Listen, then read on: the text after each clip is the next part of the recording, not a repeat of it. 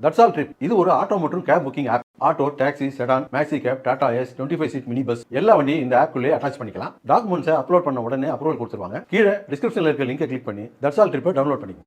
ரமலான் திருநாளையொட்டி குடியரசுத் தலைவர், குடியரசு துணைத் தலைவர், பிரதமர் மோடி ஆகியோர் வாழ்த்து தெரிவித்துள்ளனர்.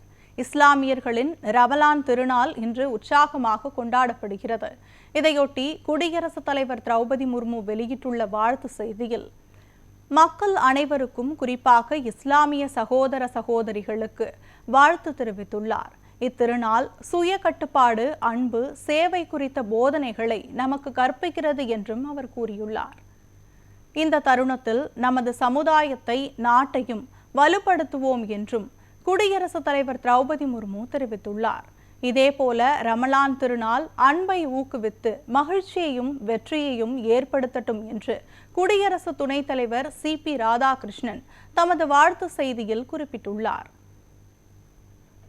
பிரதமர் மோடி வெளியிட்டுள்ள வாழ்த்து செய்தியில், ரமலான் திருநாள் எல்லா இடங்களிலும் சகோதரத்துவத்தையும் அன்பையும் மேலும் அதிகரிக்கட்டும் என்று கூறியுள்ளார்.